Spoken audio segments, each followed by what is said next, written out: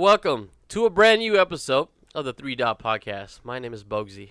And I'm DBuster.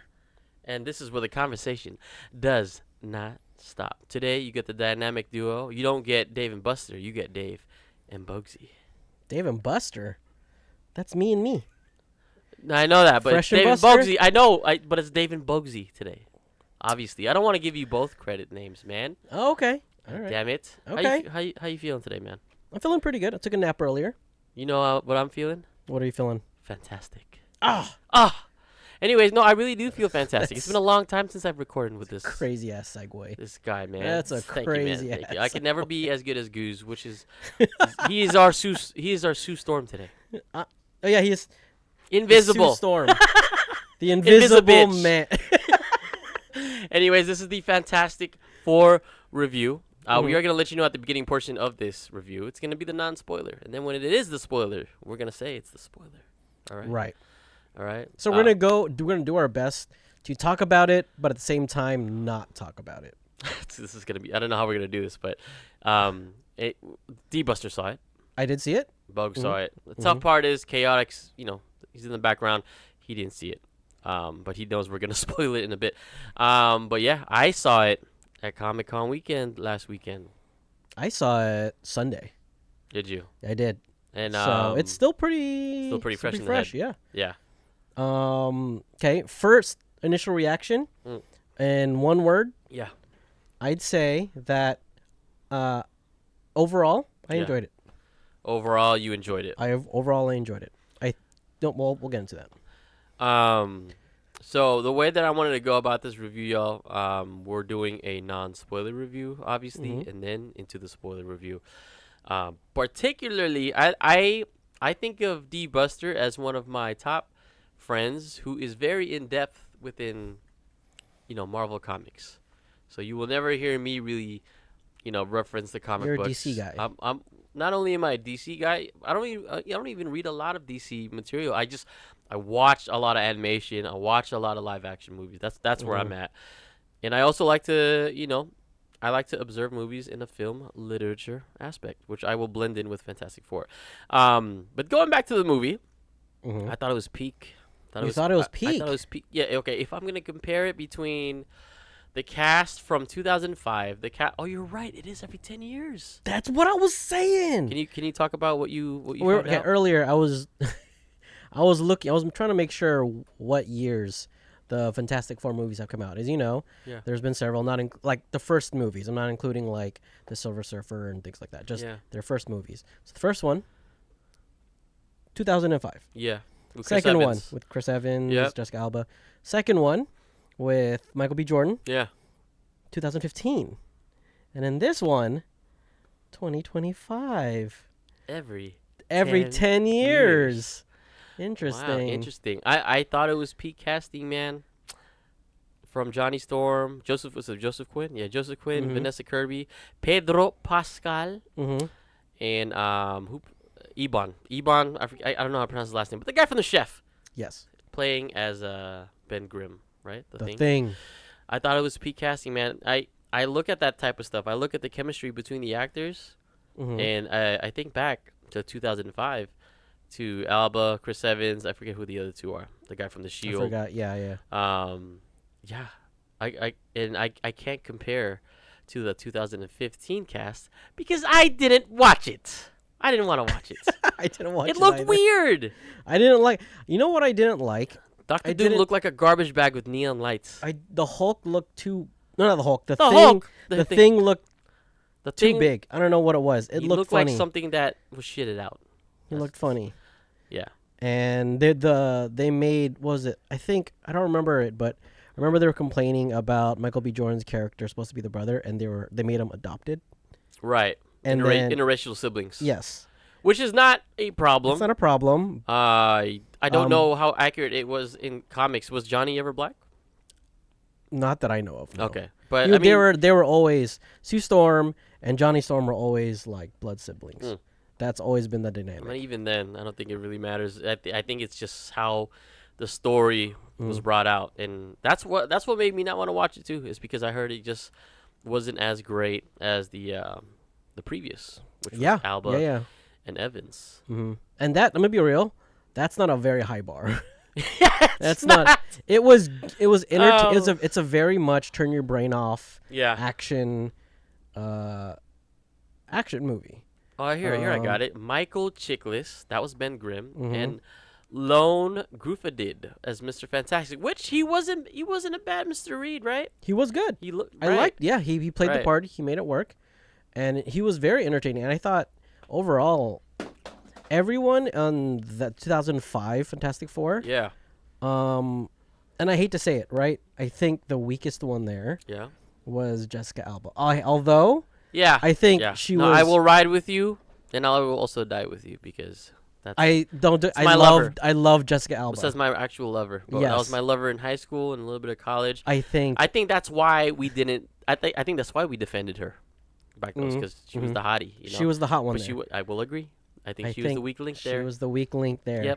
Yep. You know, and that was also the time where Chris Evans was Johnny Storm, who obviously became Captain America. And that was the first time, I believe, like an actor did like a duo role in the same universe. So I remember when that had happened, when he landed the role for Captain America, I was like, damn, how are they going to do that? And it ended up being the right move. Right. No, he played Captain America really well. And I think his recasting from Human Torch to Captain America was the right move, because I feel like, I don't know why, it might just be recency biased because he's just Captain America more than in the Fantastic Four. Yeah. But I don't know, he just fits that more. Right.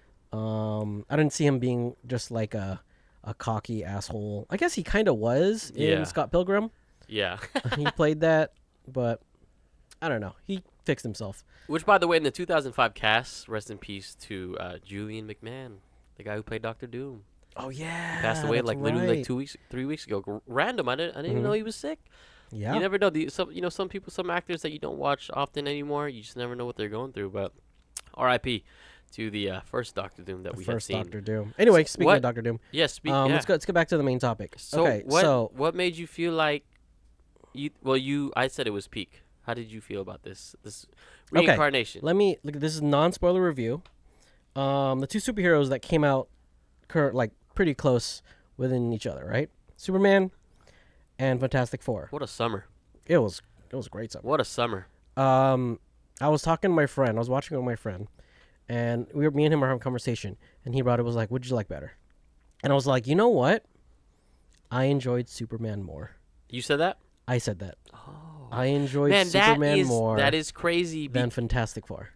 Although Fantastic Four, don't get me wrong, I still enjoyed it. Yeah. Out of the two movies, if I were to select one to watch in the movies, if you haven't watched either of them, I would go watch Superman. That is crazy. And I don't want to kill your thought process. You have to tell me why you picked Superman. Okay. Right now? Yeah, before we lose it. Okay. I thought James Gunn did an excellent job of portraying. Okay, I was on Twitter. Yeah. And I think this encapsulates. Yes. Encapsulates. Did you say it right? Encapsulates. Yeah. Encapsulate? Yes, that. Encapsulate. It just. He was just somewhere laughing like I know. guys. He's laughing like hell. Okay. My ideas is just like the Snyder Superman captured the super, not the man. James Gunn's Superman. Superman. That hat, by the way. The hell? What happened? Let me finish my thought. Hiding your forehead. All right. It looks good on you. The James Look at that dude. Gunn Superman captures the man. I like that. Not the super. And then I was all like, that's exactly how I felt. He felt more grounded. He felt more real. Yeah. He felt like when I saw that Superman, yeah. You see him and then you're all like, that is the symbol of hope. Yeah. And then I was like, yes. And I watched and I felt it and I was all like, look, I'm not a DC fan. Yeah. Like, I honestly, when I see that, it's like when I saw that, it's like when I first saw Spider-Man leap in front of or try to get into the Manhattan Bridge, and he stood right in front of the American flag, and he was running across it. Yeah. And I was all like, yes! That's I was him. like, that's it. And then when I saw Superman, when he was having this speech with Lex Luthor, I was all like, that is hope. Chat, I want to let you know how vital it is that I'm glad that I'm not doing this review alone today. I'm glad DBuster's right next to me because of that. That's probably one of your best monologues in 3 Dot history. All right. But here's the thing. What? The funny thing is I talked to a mutual friend of ours. Shout out to Spader Mike, to Mikey Morales. Big Marvel guy, just like you. Mm-hmm. I asked him. I told him after I watched the movie, I was like, dare I say, I think I enjoyed that a little bit more than Superman. That's what I said. Really? I'm the DC guy. I said I enjoyed that a little bit more. And here's what Mikey said. He said the same thing as you, but he goes, Superman made me cry, and it made me think about my family. Fantastic Four almost made me cry. Mm-hmm. So he goes. He also wanted Superman. Yeah. Because of the emotional ties that the heroes portray with what they deal with in real life. Mm-hmm. But he also picked Superman. I don't want to say I'm gonna pick Superman because I'm biased. They're both very good. Yeah. They're both very good. Yeah. And we'll talk about it in the spoiler territory, but I think Superman in general had for me a bigger impact. Yeah. Fantastic Four overall, again, non-spoiler, I thought the third act was a little lacking. Of Fantastic? Fantastic. Okay. I thought that's third is that the final? The fight. Oh, okay. I thought it was a little lacking. Gotcha. Yeah. I can see that. You know what really caught my eye, man, was the chemistry. The chemistry between Joseph Quinn, Pedro, Vanessa, and Ebon. Yeah. Just the chemistry that they had, man. That mattered because Fantastic Four is the first Marvel the family. First hero family, in Marvel. The first hero, and it really felt like they were a family, man. When we get, and we're inching closer to the spoiler review, guys, so we'll let you know. But that's what did it for me. Just the way that they're able to communicate with each other, the way that they're able to assign tasks to each other. And this is not really a spoiler, but the entire family was smart. Yes. Johnny, Sue, yes. Ben, they were all smart. They were all. We know Richard Reed is the one of the, if not smartest characters in Marvel. Even I know that. Mm-hmm. But each character was smart. And I loved it. They gave it purpose. Yeah. I think one of the issues of the first one was that it felt like they selected 4 random people to go to space. Yeah. And then they're all like, yeah, go to space. You're like, you have the smartest person. Yeah. And then, of course, the wife of the smartest person, the brother, and the best friend. And then you're all like, yeah, just go to space. And this one, they gave it a reason. They're all like, right. Ben is like, he's so good at piloting. Yeah. And then you have like, well, they're all generally they're all smart. So very good at I forgot his name. Human Torch. Yeah, Johnny. Yep, very good at puzzle solving. Good at picking up small details and whatnot. Yeah. And then they're all scientists in their own way. Right. So I felt like they all belonged on that mission to space. It gave that purpose. And I think one of the part that made them feel more like family was their family isms. I don't know if you've caught on that. Give me an example. Like, whatchamacallit, as soon as, one of the things that really caught my attention was when the silver, oh, damn, I can't. Get ready, because right now is the spoiler part of the review. Sorry, guys, this is where we start spoiling for you. You want to start spoiling it. You don't want to hear shit?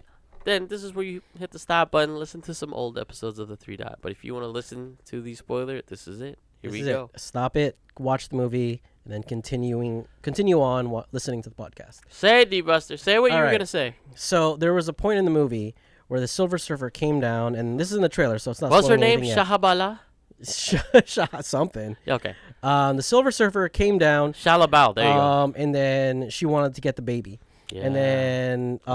This I know what is. And then Sue Stone goes. Sue's like, kill her. And then like, Johnny, kill her. And then all of a sudden Johnny, without hesitation, goes like, fuck it, yeah, I'm doing it. She goes, Johnny, kill her. She's gonna take your nephew. Yes. And then Johnny just gets up from the seat, gets onto the gun, and starts. And was all like, I'm fucking this up. This is. It does, like the isms, without hesitation, just straight up goes all like, yeah, fucking, let's go. Yeah. Since we're at the spoiler part of the review, let's talk about I think Joseph Quinn really shined, aka Human Torch. I think he really shined in this movie, man, because we got to see how smart he was. When you look back at Chris Evans, shout out to Michael B. Michael B's great, but I just never saw that version. I'm pretty sure he was a handsome Johnny. Yeah. But with Chris Evans, right? When I think of that whole franchise, Chris Evans and Ben Grimm were just always just fighting. They were always getting on each other's nerves. Yes. Like, there was never any. I understand it's brotherly love, but they were literally they were sick of each other. Mm-hmm. That's what I felt from Chris Evans and the other guy from The Shield, the other thing. Yeah. But this, with Ebon and Joseph, they did show that brotherly love, but they also committed that bond, that teamwork with each other. Like, they knew when shit was going down. They had to tighten up. They had to clutch up. This is what I'm talking about. They're isms. Yeah. When not Captain America. Damn it, I keep saying Captain America. When the Human Torch picked up the thing and he goes, "Say it." "I'm not saying it." "Say it." "I'm not saying it." Yeah. And he was like, "I'm not dropping you." It's funny when you hear Joseph Quinn's, when he rips his voice, he just extends it, you hella think of Stranger Things, because that's what he was doing in Stranger Things too. But with the isms, with the family isms, another Joseph Quinn's Johnny Storm, I called him 10 toes down Johnny, because when shit hit the fan, he was always the first one to fly up to go see it. Like, literally, when Silver Surfer first came, when she first arrived, Pedro's Reed goes, "Johnny," and Johnny's like, "I'm on it." They did that with the wedding. I don't know if you remember that with Silver Surfer in the first one. You're right. Yeah. They had him. Silver Surfer goes through the building and then he goes through that, and I forgot the actor's name of the original Mr. Fantastic, or 2005 Mr. Fantastic. Yeah. He goes, "Johnny," and he goes, "But this is a new suit." Right. I remember. But by the way, the Silver Surfer from the first sequel, he was pretty accurate looking Silver Surfer. That was, yes. Right. A lot of people compared how much that Silver Surfer looked better than this Silver Surfer. Well, I mean, a lot of people complained because the Silver Surfer was female, right? Yeah. And from what I've heard from a lot of hardcore Marvel comics, there is a female. There is a female. So hey, they got you. They specifically in the very beginning of it mention, I forgot what universe it is. Yeah. But it is not current MCU universe. This is a separate MCU universe. Yes. So and it's very clear because Time Scare looks different. Yeah. Their technology looks different. Yeah. It's crazy. Their technology looks. It's a mix of 70s, but they're also in current times. Yes. It's weird. It's crazy, but yeah, I mean, everything is obviously folding to what is happening with the Marvel Cinematic Universe, which is Doomsday. And which you do see at the end of the movie. If you watch the mid-credits scene. Saw the mid-credits scene. I knew this too. I knew the moment that Sue leaves the baby alone. So 4 years pass, right, at the end of the movie. I knew the moment that when Sue left the room. You hear a sound effect too. You hear a sound effect of when someone comes in. You just hear a shoo, and then you knew somebody was there. And I was like, oh my God, he's here. Yeah. She comes back to the living room. She starts powering up. And you see a long green trench coat. And you see his mask. While Franklin Richards, which is the baby, Sue and Reed Richards' son, is touching the face of Dr. Doom. Yep. And that's how the movie ends. And I'm like, oh. Here it is. There it is. Snap. So that's implying both that Dr. Doom is coming from this universe. Right. Yes. Right. There's a lot of theories to why he's there. It might be the same theory with Galactus. Because, by the way, guys, Galactus was in the movie. And he was huge. He was big. Yeah. He was big. But his main initiative was to steal the Fantastic Four's first child. Yeah. Because the child is apparently one of the strongest. It's one of the strongest cosmic characters heroes ever in all of Marvel. Yeah. Yeah. So he's a very strong baby. He just doesn't know it. So. And then obviously, Galactus notices that and is like, I need that baby. And he tries to steal the baby. And obviously now we see Doom at the end, and I'm pretty sure Doom's initiative is pretty along the lines to what Galactus was trying to do. Absolutely. But okay, going back to now that I can talk about spoilers. Yeah. What I felt like in the third act, when it's going back to the story. Yeah. I didn't like the fight with Galactus. I felt it was very lackluster. Okay. Yeah. I felt I will say this. It was mostly about the goal was get Galactus into this triangle teleporter. Yeah. And then he was just mostly slumping around. Yeah. He didn't really fight. He was just walking. Right. And then I was all like, okay. And then he obviously took some like he was swings. an immovable object. Yeah, he was just walking. They were throwing shit at him. Yeah. They threw the thing at him. Yeah. I think you could see the Fantastic Four come together. And then, yeah, they obviously got him to the portal. But, like, the fight, it didn't feel like a fight.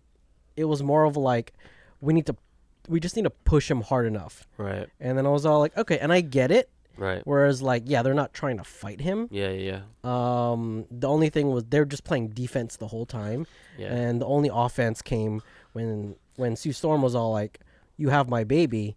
And then all of a sudden just went sicko mode. Well, I guess in a way though, I do see it from your perspective. It was kind of a mid fight. I do, but I also see why it makes sense, because before Galactus came, nobody fucked with the Fantastic Four like at that scale. They actually showed like villains that they dealt with as their careers as the Fantastic Four. Mm-hmm. Like they were dealing with someone named, was it Mole Man? The Mole Man, yeah. So you go from Mole Man, which, by the way, he was a pretty intricate part of the story as he helped out the Fantastic Four. Yeah. You go from a villain from Mole Man to fucking Galactus. You're facing a human being to a god. Mm-hmm. And I think that's eats planets. That eats planets. So I think that's a crazy transition. So in a way, it does make sense for me that, okay, they weren't really hauling ass because they didn't know how to kick this guy's ass. By the way, Pedro Pascal's Reed Richards was getting outstretched. Yes. So that to me, he has a limit. Yeah, he would like. There's a scene where Galactus is stretching him, and Richard Reed is in pain, and I'm like, hold on, I thought this guy could stretch forever. Yeah.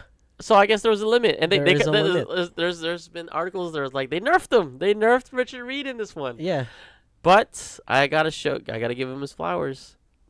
A lot of people were complaining that Pedro Pascal is being casted everywhere. You've seen him in The Last of Us. You've seen him in The Mandalorian. You've seen him in a lot of movies. There is a reason why he gets casted, because he's fucking good. He played a good Reed. I thought he was a good Reed, man. He was a good Reed. You give him a role, and he's going to fucking knock it out of the park, dude. So a lot of people, on the internet these days tend to find things to hate on the guy, but I see why. Mm-hmm. Because he's an ace. He's that guy. He's really good. I wouldn't say. I think, you really when he had those moments of like, let's say when he's stressed out. Yeah, and he's just sharing his brain. Yeah, he's just sharing like he felt like he was thinking. Yeah. But he didn't want to say it. Like you understood what he was going through, right. Especially when they're all like, when they were talking about like, about giving up the baby. And he was going through it, and he never said it. Yeah. But Sue was all like... Sue knew. Yeah, I was like, I know what you're about to say. And it was like, no, it's not an option. And that's a great transition, because Vanessa Kirby's Sue Storm was awesome. She was really good. She was really good. And this is what I meant by like peak casting, man. And DBuster, I didn't know Sue Storm was that strong. Sue Storm is... I did not know! She is strong, but... She got buffed. Gamers. Yes. Her strength comes from, ideally, manipulating light. Okay. So she manipulates light so she can put light around her and then looks invisible. Yeah. She can also, by manipulation of light, create like force fields, and she can push things and like bubbles and whatnot. Gotcha. She's not that strong. Hey, you know what? So they gave her the guess mob what, buff. chat? She pushed Galactus by herself into the hole. Actually, with a little bit of help of the Silver Surfer. With a little bit of help with Silver Surfer, because he came back out. He did come back out. But out of 10, I give it a 9 out of 10. I'll give it a 7. That's a good 7.5. score. I'd take that from a big Marvel guy. 7.5. Again, my way of attacking the movie is the family dynamic was there. They were supporting each other the whole movie. Johnny and Ben were always ready to go hands with whatever was attacking the family, especially when Franklin was born. Ben and Johnny automatically were the shield of Richard, Reed, and Reed and Richards. Sue. Or Reed Richards, I'm Yeah. sorry. With Reed and Sue. They were automatically the protectors. It didn't matter what was it. Like, Ben was literally throwing his body around. Mhm. Johnny was flying around trying to chase whatever was trying to chase the family. Yeah. But that's what I enjoyed the most. And if you guys watch the Thunderbolts, the ending of the Thunderbolts is they see a ship coming, and it says and it's a Fantastic Four logo. So people are saying that that credit scene, is the beginning of Doomsday, because we're assuming that Doctor Doom has kidnapped Franklin, and the Fantastic Four learned how to travel through time, and now they are in the main Marvel universe, which has a number. I forget what the number is, but. Well, in the comics, it's 616. That's why I got this. I got my killer right here. Anyways, guys, we are gonna be wrapping up here, but I do want to say, if we were the Fantastic Four, I think I'm being nice here. I think you'd be Johnny Storm. I'm Johnny? Yeah, but if you take off that hat and you show that freaking head of yours, you're the Thing. I am not the Thing. You're the Thing. I am the Thing. I gave you Johnny. You're the Brawn. I am the Brawn. And obviously, Sue Storm is Goose. Because he's the invisible. And we are going to give Reed Richards Chaotic. He is the because brains. he is the brains. He is the whiz. He sets all this up. The lighting, the cameras, the sound. He's Mr. Fantastic, man. And James can be Silver Surfer. No, James is the Galactus. No. Mole Man. James is Herbie. What the fuck? Anyways, guys, hope you enjoyed the show, and I hope you're following us, subscribing to us on YouTube and Spotify. Please leave a comment. Tell your friends about us. I know we sometimes are lackluster with the episodes, but we're trying, and we're gonna finish the season strong, and we're gonna get ready for the next one, man. We appreciate all the love you give us. It feels good to be right next to this guy, and hopefully we can get the other guy next on the next episode. My name is Bogzy. And I'm DBuster. And this is the 3 Dot Podcast, where the conversation does not stop. Keep it fantastic, baby. Fantastic Four! Fantastic Four!